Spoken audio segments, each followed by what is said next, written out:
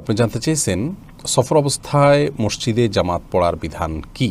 ভাই সোহেল, সফর অবস্থায় মসজিদে জামাতে সালাত আদায় করা উত্তম।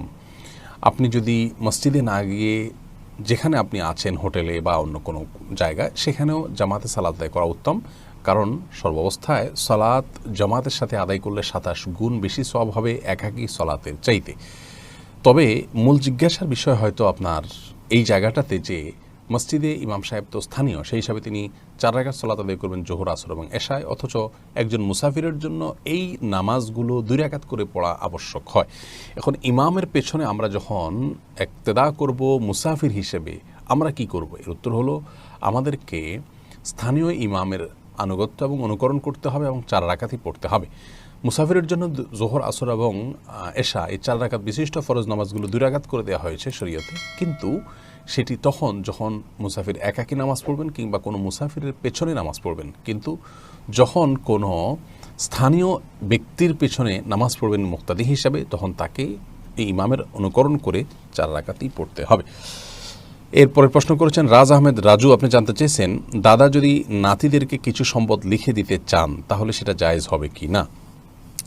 দাদা যদি নাতিদেরকে কিছু সম্পদ লিখে দিতে চান সেটি জায়েজ হবে, কোনো প্রকার অসুবিধা নেই।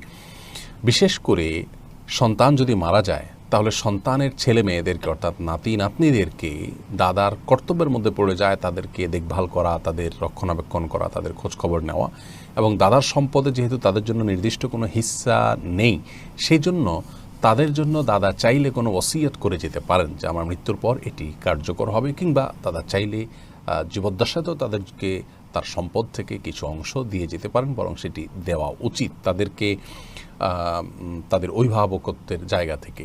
তবে জীবদ্দশায় যদি থাকে তার সন্তান, অর্থাৎ যিনি দান করছেন নাতি নাতনিকে, তার নিজের সন্তান তথা নাতি নাতনির বাবা বেঁচে থাকা সত্ত্বেও যদি নাতি নাতনিদেরকে দেওয়া হয় তাহলে সে দেওয়ার কারণটা কি এটি দেখতে হবে। সেখানে যদি তাদের অসহায়ত্ব হয় বা বিশেষ কোনো কারণ থাকে, দিনদার দিক থেকে তারা অগ্রসর আছে, সেই কারণে দিলেন, সেটি ভিন্ন কথা।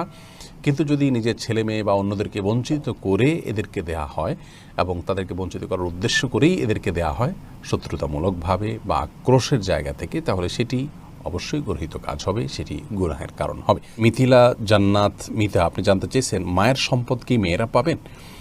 বোন মিথিলা, মায়ের সম্পদ মেয়েরা পাবেন, ঠিক বাবার সম্পদ যে হারে পান সে হারেই। আমরা অনেকেই মনে করি যে বাবার সম্পদের ভাগ বোধ হয় একভাবে হয়, মায়ের সম্পদের ভাগ বোধ হয় আরেকভাবে হয়। এটি ভুল ধারণা। মূলত বাবার সম্পদ ছেলে মেয়েরা যে হারে পান, ঠিক মায়ের সম্পদ থেকেও ছেলে মেয়েরা একই হারে পাবেন, কোনো প্রকার বেশ কম নেই।